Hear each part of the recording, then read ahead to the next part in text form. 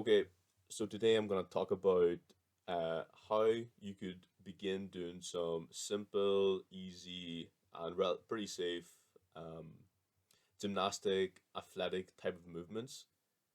So the idea is that these movements are pretty simple. As you can see, I'm not doing anything crazy. This is probably where you would start off with is basically rolling over your shoulder. The key point that I'm not actually doing the best in is you should insert roll over your shoulder. That's a pretty good example, and not over your neck. Pretty obvious. You don't want to be cracking your neck. I'm not doing the best job in this video with that, but or maybe it's just the angle. But always ensure to go over your shoulder. Now the big problem here is I'm actually attempting something called the head handstand. I think that's what it's called. And I wisely realized that a mat will save me a lot of pain. So here you are going over your neck. Well, I'm not like necessarily over your neck. You're going on your neck, and this may seem dangerous, and you might want to work over up to this. So maybe if you just lift your feet up on a bench as opposed to just lifting your feet up. Now I've been doing these kind of things for about a year and a half as part of my grappling training. So I'm a bit less vulnerable to that. But if this is your first time, I would maybe get a bench, put your feet up on the bench, and slowly apply pressure to your head and neck so you get used to it. The biggest idea is if you're just on your head and there's compressive forces, as you can see there, it's just a compressive force on my neck. Um, that's pretty safe. What the real danger is shear stresses, shear forces. Effectively, if your neck has a force at an angle, that's what really makes it dangerous. So just applying force to the bottom of your head or on your head down to through your spine is relatively safe, and you can prove it by if you're doing a squat or a leg press. Um, all that's compressive force, and your bones are able to handle it pretty well. So basically, here what I'm doing is the goal is. Oh, and by the way, I'm a beginner. I'm no expert, so I'm learning as I'm showing it. But uh, you want to balance on your head. Uh, I'm kind of getting it for like a second, but I'm either going too far or not far enough.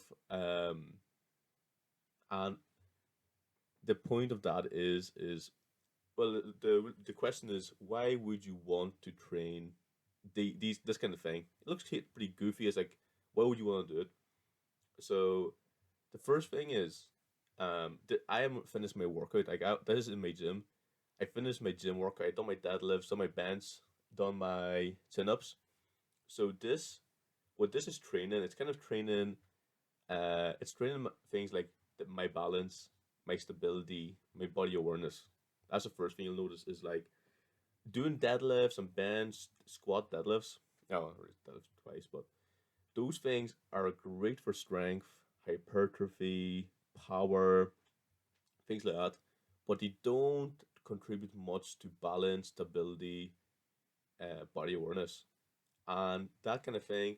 Those are really important when you're doing any kind of sports. So if you're, and especially sports like if you do wrestling, MMA, any form of maybe kickboxing, boxing, jiu-jitsu, karate, um, and of course any other sports are like maybe rugby, football, soccer. Like uh, just knowing how your body works is a great benefit. Now here, this is a really good shoulder, a really good way to get your shoulder strength up, get your balance up. Like this, anyone can do this. It's basically just a handstand against the wall. You climb up the wall with your feet, and you're just hanging there. Gets you used to the position. Now I'm moving my legs about just so I improve my balance. But you could just do this exercise at the end of your pushing workouts, and it'll be great. Uh, it just gets your shoulder stronger, and you can, if you're strong enough, you can do like handstand presses against the wall. I really recommend it. But the reason why I was doing that, oh, I think here I'll be just doing some simple bodyweight movements if I remember correctly. So falling down. Oh, by the way, um, yeah, here my instinct to roll is so strong that when doing like a leg raise, I kind of want to roll over. Was a good instinct. Like I have a friend who was playing goalkeeping in football and soccer, and when he dived for a ball, the way he landed on his neck, he like popped his neck and he had to go to physio. He didn't get paralyzed or nothing, but he popped his neck real bad, and it's a big issue now for him. But he's recovering. Like it, even if you do something like soccer or running or sprinting, track and field, if you don't know how to fall, if you don't know how to roll over your shoulder, if you don't know how to keep your neck tucked, uh, you could be in a lot of danger. Um, if you slip on ice and you don't know how to land without breaking your arm, you're gonna break your arm. It's very simple. So just knowing how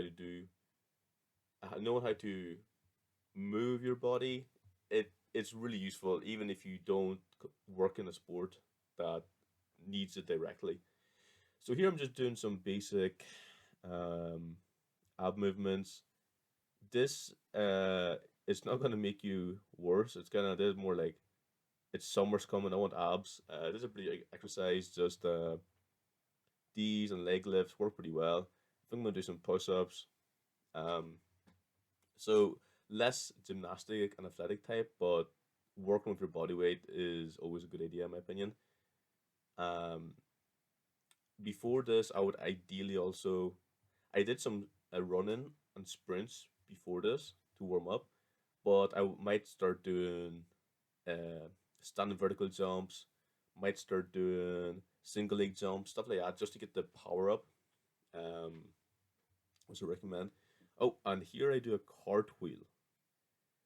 And doing a cartwheel, yeah, you see me. I kind of like tweaked my hip a wee bit. I tweaked like a few weeks ago, and then doing the cartwheel.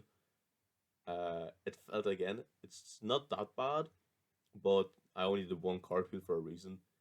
Um, so you see, this is for fun. Like I'm not following any strict routine. And you can do what you want. If you really like handstand against the wall, do that. If you like cartwheels, do that. And I popped my hips. I'm like, nah, I'm not doing no more cartwheels. So here I'm attempting like a full handstand movement. Now it didn't work that well, but here we're here to learn. We're here to learn. So I've been doing handstand for literally about 2 weeks, and I'm kind of staying up for about a second before I fall over. But I also kind of want to fall over because I know the mat's there. It's like a psychological thing. I know there's a mat there. I know that I know how to fall. It's like I know how to fall, but I don't know how to stay up. So I'd rather just fall, basically.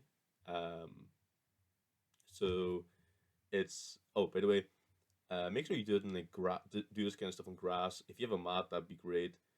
At least a yoga mat. Also, like uh, learn how to fall and roll your shoulder before you're doing this kind of stuff. Learn how to keep your neck tucked, your chin tucked, so you don't crack your neck. Um, you want to be staying safe. Yeah, I think there's a point where I get soon. I'm gonna get like a 3 or 4 seconds where I'm able to head handstand, which is pretty cool. And this only been me doing for like 2 weeks. I'm already getting a second, 2 seconds, 3 seconds up in there. So I'm hoping that within a month I'm able to stay up for 5 seconds on my hands. Oh, noting is if you don't know why you should be doing these kind of movements, look up like Olympic gymnasts on Google. They are ripped. They just do bodyweight movements and they are jacked. They're like bodybuilders but better. Um so of course this is not like proper gymnastic movements, but we're gonna work up to it. Um so instead of doing yeah, here I get like a good 5 seconds standing and try to lift my feet up, then I fall. But here, step by step, I think I finish here. Yeah, because the center was about to be closed anyway. So, but here, uh, if you don't believe me, look up gymnasts on Google. You'll see the benefits of doing these kind of movements. Um, the biggest thing I would say, aside from balance, stability, body awareness, and also like you will develop muscles that's hard to develop otherwise. For example, like your wrists, your neck. Like when do you train those in the gym? But here you'll be training them all the time, and people sprain their wrist, people sprain their neck all the time. So you're developing strength and muscle groups that are often overlooked and hard to train in the gym. And also like abs and shoulders, people usually train them in the gym, but here you'll get like let's I think these kind of movements are great after your normal workout. So let's say you do your bench, your chin ups, your rows. Instead of doing another set of dumbbell presses or something, just do some handstands. Work to do some handstands against the wall, or just in the free air holding it. Like that's way more fun. Has way more benefits than sitting on a bench and pressing your dumbbells. It's also like it's more fun. I would say it's more fun. I did this workout in about 15 minutes with my warm up, my sprints. So instead of doing two sets of dumbbell presses at the end of your workout, slap in some of these. I don't think you'll look any worse. Um, so I think that's that. Went. I don't think there's much more to cover here. Of course, stay safe, get the mats. If you can, sorry, my voice broke.